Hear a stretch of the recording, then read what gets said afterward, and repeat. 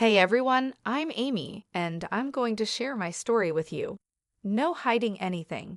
It all started when my mom passed away when I was born. My big brother, Patrick, was only 5 years old, and our dad couldn't handle the loss. He turned to drinking, which really hurt him. By the time I was 3, he was gone too. I don't remember any of this, but Patrick told me everything. Thankfully, our grandma stepped in to take care of us. We had enough money because of what Dad left behind, but Grandma's love was what really mattered to us. Patrick went off to college while I was still in middle school. We were so proud of him. Meanwhile, Grandma and I stayed together. She was my support through all the tough times. When I finished high school, it felt like the right time to leave home, even though it was hard to leave Grandma behind. College was a whirlwind of classes and new friends. Then, after I graduated, Grandma passed away. By this point, loss was something we were familiar with. Losing her felt like losing a part of myself, but Patrick and I supported each other. Patrick moved to another city for his job, and I found myself alone in our childhood home. After college, I felt a bit lost, like many people in their 20s, unsure of what to do next. I decided to use my design degree and got a job at a small boutique. At 20, my life didn't have the excitement that others my age seemed to have. No wild parties, no serious relationships, just the routine of work and home, and I was okay with that. But everything changed when I met Henry on a rainy day. A blonde guy with ocean blue eyes came into our boutique, soaking wet and trying to dry off. "Hey, how can I help you?" I asked. "Well, first off, I'm sorry about this wet mess," he said. "Can I get a towel, please?" "Of course, I'll see if I have something in the back to help you dry off," I replied. "Thanks. Actually, I'm here to pick up something for my sister Julie. It's her birthday today. Do you think she likes patterns or something simple yet stunning?" "Definitely patterns. She loves to stand out," I said. "In that case, we have some gorgeous floral prints that I think she'll love," I suggested. It took us nearly 50 minutes to find the perfect dress for Henry's sister. We looked through racks of vibrant patterns and bold styles, sharing our thoughts and laughing along the way. I rang up the purchase at the register, and Henry leaned in a bit, his voice low and a bit nervous. "Hey, Amy, I was wondering if, maybe you'd like to grab a coffee with me sometime." "Oh, sure, I'd love to," I replied. "Great. Can I get your number so we can figure out a time?" "Of course, here you go," I said as I handed him my number. And that's how I met Henry, who almost became my husband. Going out for coffee with a stranger was probably the boldest thing I had ever done at that point, to be honest. But hey, Henry didn't turn out to be a serial killer, so that's a plus, right? After that first coffee, we started spending more time together. We got to know each other better, and I found out that we had a lot in common. Henry's life story was kind of like mine. He lost his mom when he was young, just like I did. His dad raised him and his sister, Julie, all by himself. Henry's dad was from Switzerland, and his mom was USA. They met, fell in love, and Henry's dad moved from Switzerland to the United States. Henry had a job in the corporate world and was doing well for himself, but what really impressed me was how kind-hearted he was. You could just tell from the way he acted and treated people. Our casual hangouts turned into something more serious. We would spend weekends together, sometimes at my place, just enjoying each other's company. Things were going pretty smoothly between us. Then 2 weekends, my brother Patrick was visiting, and Henry was also around. It felt like the right time, so I officially introduced Henry to Patrick as my boyfriend. "Hey, Henry. Finally, I get to meet the guy who's got my sister head over heels." "Nice to finally put a face to the name, Patrick. How's life treating you?" Henry replied. "Pretty good, man. Running my own little business keeps me busy. It feels like raising a baby sometimes, you know? I'd love to talk more about it, but it's good to know you're here keeping my baby sister company," Patrick said. "Oh, come on, Patrick. I'm not a baby anymore. I'm 21, I said, rolling my eyes. All right. This house is really something. Thanks. Dad built it, but we didn't stay here much. We moved in with Grandma when we were kids. Amy filled you in, Patrick asked. Henry nodded, and we all laughed, feeling the warmth of family and the start of something new. I bet she did. Sorry about your loss, man. Thanks, no worries. So, Amy said you're working hard down at the office on the 25th floor? Yeah, just a regular desk job, nothing exciting. Hey, every job has its value. Let's raise a glass to that. Absolutely. Here's to hard work paying off. Cheers. Henry and Patrick got along really well, and seeing them bond made me really happy. Eventually, I asked Henry to move in with me. He was practically living with me already, so it just made sense. He officially moved out of his rented apartment and became my roommate.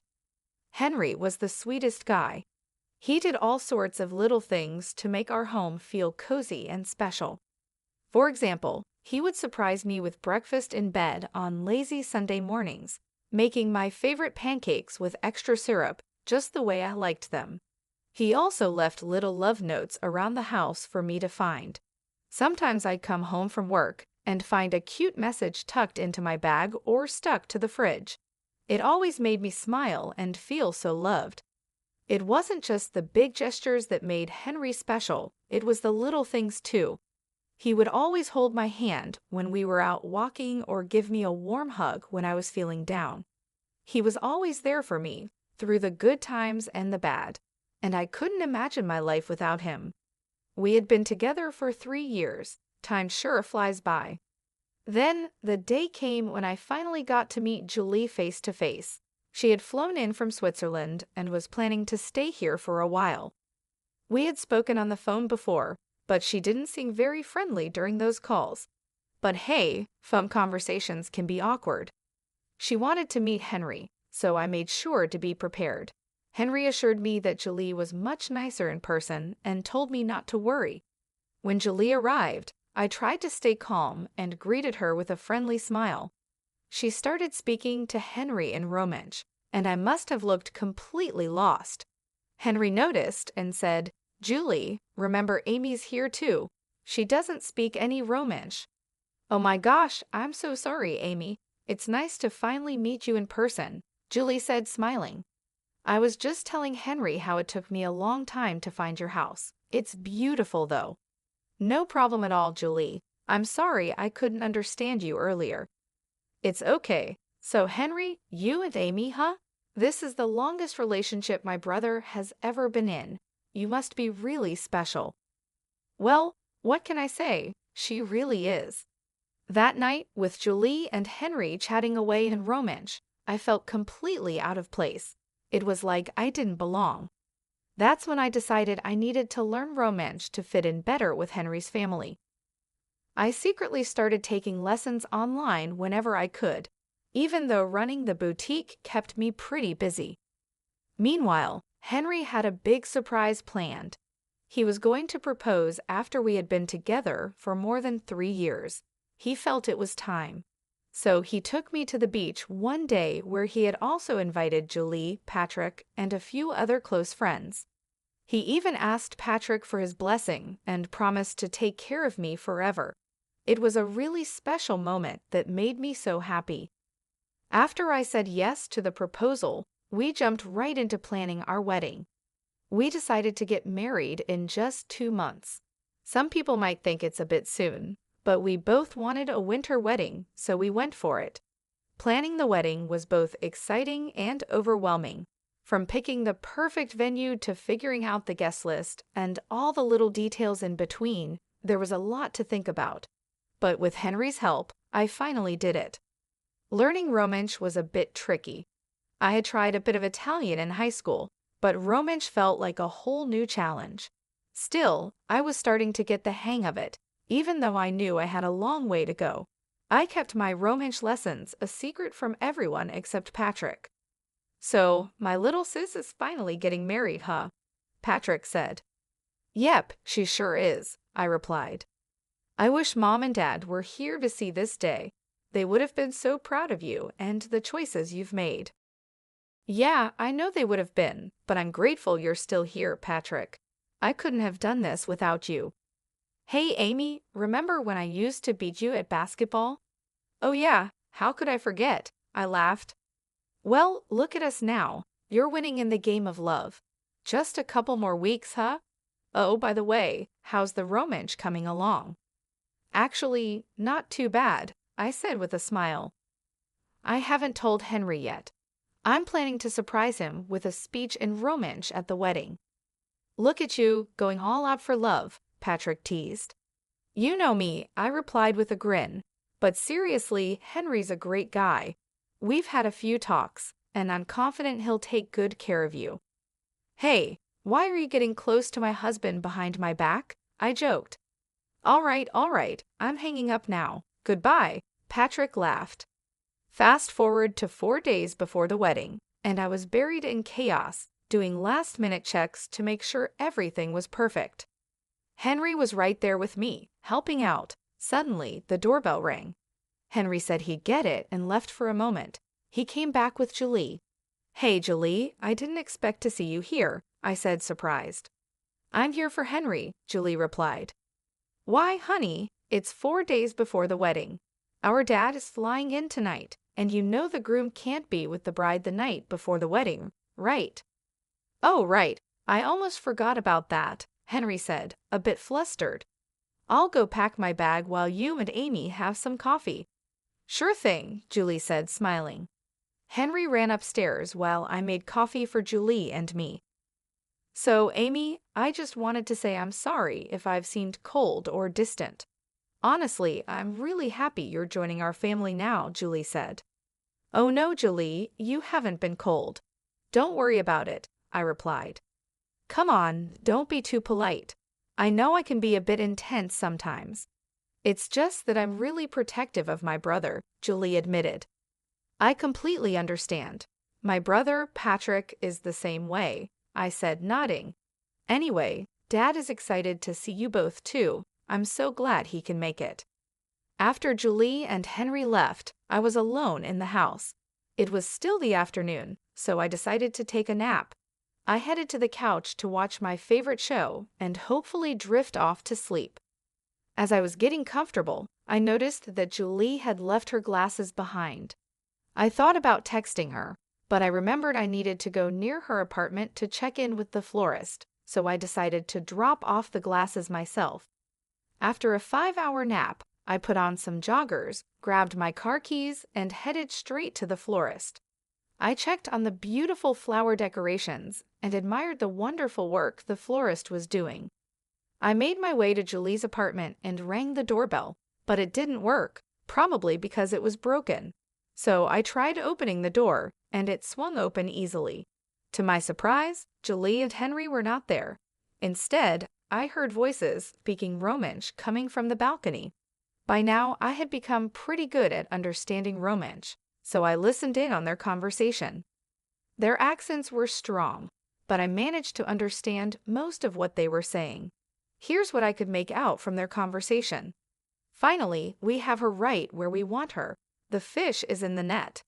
Calling her a fish? That's harsh, Julie. And using her while her brother is supposedly dying is just wrong. Well, it's not certain if her brother is really dying. And even if he is, do you think all that inheritance is too much for a simple girl like Amy? She has her dad's house, her grandma's house, and her brother's business. She's not capable of running a business with half a brain. That's where I come in.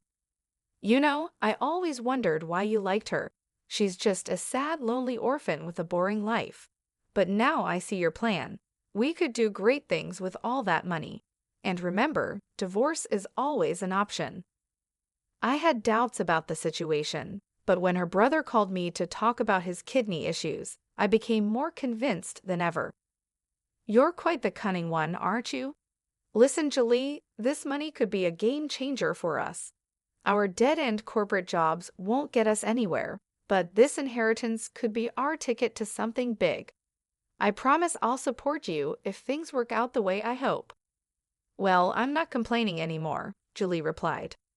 Suddenly, Julie turned and walked into the room, her face changing to one of surprise when she saw me. "Oh my goodness, what are you doing here, Amy? We didn't expect to see you." "Henry, come inside. Amy's here to see you," she said, trying to sound cheerful. Henry walked in and shared a quick look with Julie before starting his act. "Amy, how long have you been here?" he asked, trying to sound casual. I just got here, but I really need to go. I just came to drop off your glasses, Julie," I said, feeling my heart racing. I handed Julie her glasses, but she could feel my hand shaking. She looked at me with concern. "Hey, why do you look so pale? Is everything okay? You seem like you're about to cry," she asked. "Well, the florist messed up one of the arrangements, and I think I should go back and make sure it's being fixed properly," I said, trying to find an excuse. "Oh, do you want me to come with you?" she offered. "No, your dad's coming tonight. You should stay home and help your sister Julie with dinner or something." "Are you sure?" "Yeah, I'm sure." "Okay, bye. Drive safe," Henry said. Leaving Julie's apartment building, my eyes were filled with tears. I didn't try to hide them as I walked past curious strangers on the street. All I could think about was what I had just overheard. The words kept echoing in my mind. How could Henry, the man I loved, talk about me in such a cruel way? And my brother's health, what about that? It was too much to handle. When I reached my car, the tears flowed freely. Sitting in the driver's seat, I buried my face in my hands, unable to stop crying. Even though I had a strong urge to confront Henry and Julie right then and there, I knew there was something I needed to do first. See Patrick. I was really worried about him, so I drove back home, hoping to find him there. Patrick was supposed to stay with me for the wedding, and I waited anxiously for him. After what felt like forever, Patrick finally arrived. When he saw me on the couch, crying with swollen eyes, he rushed over, clearly concerned. "Hey there, Amy, what's going on? You seem upset. Did something happen, or is it just cold feet before your big day?" he asked, trying to lighten the mood. "Patrick, enough with the jokes. I need to ask you something, and I need you to be honest with me. Are you sick?" I asked, my voice trembling. "Amy, don't worry about me. Your wedding is just around the corner, and you should be focusing on that," Patrick replied, trying to brush it off. "Patrick, please, I need to know if you're okay," I insisted. "Well, yeah, I've been dealing with some health issues lately," he finally admitted. "What kind of health issues, Patrick?" I asked, my heart sinking. "It's my kidney. The doctors say it's in bad shape," he said, looking down. "Oh no, Patrick. Is there anything they can do to fix it?" I asked, feeling a wave of fear wash over me. He looked at me and said, "They're saying I might need a kidney transplant in the future, but don't worry, they're working on it." "But the chances of finding a donor aren't great, right? This is serious, Patrick," I said, feeling the weight of the situation. "I know, Amy. It's a tough situation, but I believe things will work out somehow," Patrick said with a hopeful tone. "Why didn't you tell me about this before, Patrick? I'm your sister. I should know. I want to help you," I insisted. "No, I can't ask that of you. This is why I kept it from you. I didn't want to worry you, especially with your wedding coming up. Besides, I was hoping things would get better on their own. Who told you about this anyway? Was it Henry? But you should have told me." "We're supposed to be there for each other through everything," I said, feeling hurt. I overheard Henry talking to his sister. I wanted to talk to Henry about it to make sure he would take care of you if anything happened to me. So I did. He promised to keep it away from you, though. I'm sorry you found out like that, Amy. I should have been the one to tell you. Can we please pretend we never had this conversation and deal with it after your wedding?" he asked. "Sure, I'll put it on hold until then," I agreed, trying to stay calm. "How about we order some takeout? I have some other things to take care of." "Sure, Chinese," Patrick suggested. "Yeah, that sounds good. And then you better rest up and get some sleep," I said, trying to lighten the mood. "Are you excited?" I'm sure it's going to be a one-of-a-kind wedding." After Patrick and I finished dinner, he went off to sleep. It had been an incredibly tough day for me, with so much to process. I decided not to tell Patrick about Henry and Julie's deceitful scheme. I didn't want to burden him with worry. Instead, I resolved to handle the situation myself and teach Henry a lesson he wouldn't forget. Reflecting on everything, I realized that Henry had been using me all along. He enjoyed the benefits of free housing and meals without contributing his fair share. Sure, he'd occasionally give me small gifts, but it hardly balanced things out. I had become his safety net, making sure his life was comfortable without any financial worries. It was a bitter pill to swallow, especially considering the love I had for him. Hearing Henry talk about my brother's health like it was no big deal made me furious. How could he be so heartless? I knew then that I couldn't let him get away with it. I planned to stay calm until the wedding, then reveal who Henry really was. My plan was simple: show everyone his true nature and let them see what kind of person he really was. I wanted him to face the consequences of his actions and watch his plan fall apart right in front of him. He needed to learn that his actions had consequences, and I was determined to make sure he did. The big day finally arrived. Imagine wearing a wedding gown, putting on a fake smile, and pretending everything's fine when deep down you know you're about to walk down the aisle just to break up with your fiancé in front of everyone. It was tough trying to stay calm and pretend in front of all the guests while my bridesmaids buzzed with excitement. It was getting harder by the minute. I hadn't spoken to Henry all morning anyway. After finally getting myself together and putting on my wedding gown, my friends did my hair and makeup. I was all set. One of my bridesmaids brought out a bottle of champagne to celebrate, but I wasn't in the mood.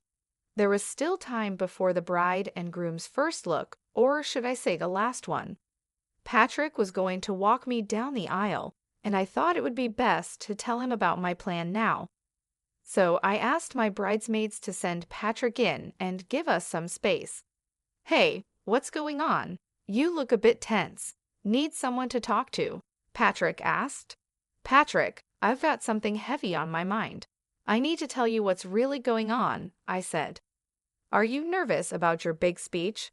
Want to practice with me once?" he asked, trying to help. "No, Patrick. There's something more serious. The thing is, Henry isn't who he seems to be. The other day, I overheard him talking to his sister." "I heard some things," I began. "What do you mean? What things?" Patrick asked, looking concerned. "It wasn't a casual chat. They were scheming. Patrick, Henry's in it for the money, and he's interested in your business too," I explained. "Are you sure about this?" he asked, shocked. "Absolutely. I wish I wasn't." "That snake, I should have seen it sooner," I said, feeling angry. "Why didn't you tell me?" he asked. "I didn't want to worry you, Patrick. But now that I know, I can't keep quiet. I'm going to confront him and give him a piece of my mind." "How could he do this to you, to us?" I said, determined to take action. "I don't want to let him get away with this easily. You know what? I'm going out there to tell everyone his real intentions, his boss, his colleagues, his family, his friends. They're all out there. His life will be ruined." "Are you sure about this, Amy? It's going to be messy," Patrick cautioned. "I've never been more sure of anything, Patrick. He needs to face the consequences of his actions," I said firmly. Henry and I had our first look, but I didn't look too excited. I could see Patrick trying hard not to punch Henry right then and there, but it was time for the final showdown. The music started playing, and Patrick walked me down the aisle. Henry, with his fake tears, stood there. I stood next to him, looking at the audience. Everyone was smiling warmly. Before the priest could start, I whispered in Henry's ear to leave politely. Then I took a deep breath and began speaking. "Hi, everybody. I want to thank you all for being here. I know you must be wondering what I'm up to, so I'll let the cat out of the bag. Henry came into my life like a breeze and soon made himself at home. I didn't mind it. Things moved fast for us, and I thought we would be together forever. But there's always a but, isn't there? and in this story, there are 4. "Babe, what's going on?" Henry asked, looking confused. "Well, I've been learning Romansh secretly. Henry's from Switzerland, and I wanted to surprise him with a speech in Romansh today. But guess what? Learning Romansh helped me understand something I wasn't supposed to hear. Henry and his sister Julie have been talking behind my back." "What is she saying?" Henry muttered, looking nervous. "I've heard everything, Henry. You've been calling me a dumb orphan, saying I don't see how you're using me for money. And not just that, you've been eyeing my family's inheritance that my late parents and grandma left for me, and even my brother's business. Can you just shut up? Don't you see people from work are here? My family and friends are here," Henry said, trying to keep calm. "And that's why I needed to show your true colors so everyone can see who you really are. Hey everyone, I hate to ruin the vibes, but I came to speak up about Henry and tell you the truth. So yeah, the party's over," I said, looking around at the shocked faces. I needed a moment to gather my thoughts, so I quietly slipped away from the commotion. Henry and Julie's stunned expressions and their father's disappointed look were burned into my mind. Patrick stepped up, helping everyone to disperse and calm down. After shedding tears alone in my bridal suite for what felt like forever, a gentle knock interrupted my solitude. I hesitated before opening the door, expecting Patrick, but to my surprise, it was Henry. "Do you realize what you've done? My dad's furious, and Julie is beyond angry," Henry said, clearly upset. "And whose fault is that?" "I just told the truth," I replied. "You could have talked to me privately first instead of accusing me in front of everyone. Now I don't even know if I'll have a job. My boss was already mad at me, and this might be the last straw. Where will I go? I don't even have my own place," Henry pleaded. "That's the whole point, Henry. I can't believe I didn't see your true intentions sooner," I said, feeling a mix of anger and disappointment. "Well, congratulations, Amy. You've ruined everything. I hope you and your stupid brother suffer all your lives," he spat. "Get out, Henry. I don't want to see your face anymore," I said firmly. The rest of the wedding day is a blur in my memory. After finishing another bottle of wine and waiting for Patrick to see off the guests and clean up my mess, he finally drove me home. The first week after the wedding was filled with tears and support from friends and family. But it wasn't just my love life that was in turmoil. Patrick's health was also at risk. After gathering some strength, Patrick suggested I take time off work to be with him. I agreed and went to his home. There, we met with his doctors to see if I could be a kidney donor for him. Unfortunately, I wasn't a match. Despite the heartbreak, I knew I had to be strong, especially for Patrick. He had always been there for me, and now it was my turn to support him through this tough time. It wasn't easy, but I did my best to stay composed and hopeful for the challenges ahead. And now, here we are today, 6 years later. You might be wondering how things turned out for me and Patrick. Well, let me start with Patrick. Over these 5 years, there were many ups and downs. His health got worse, and there were times when I had to drop everything to be with him. But it was all worth it when I received a call from him this morning. "Hey, Patrick, is everything all right? How are you feeling?" I asked. "Amy, I'm ecstatic. You won't believe what just happened. I got a call from my doctors, and there's a donor. They've scheduled me for surgery next week," he said, his voice full of joy. "Wow, after 5 years, you've been so strong through it all. I'll be right there with you next week." "This news makes me the happiest person alive," I replied, overwhelmed with relief. "I'm really glad that my brother is finally going to be okay." As for me, I decided to really focus on my career. I moved up from my job at the boutique and started styling clothes for TV commercials and media. Things have been going pretty smoothly. In terms of my love life, I've started seeing someone new. It's only been a few months, but I have a good feeling about this one. As for Henry, he's kind of disappeared from my life. The last time I heard from him was about 3 years ago when he was having a tough time. He would call me up drunk, blaming me for his problems. But I've moved on from all of that. I'm in a much better place now, both mentally and emotionally. I'd like to share a piece of advice with anyone reading this. Always try to keep good intentions in your heart. What goes around comes around.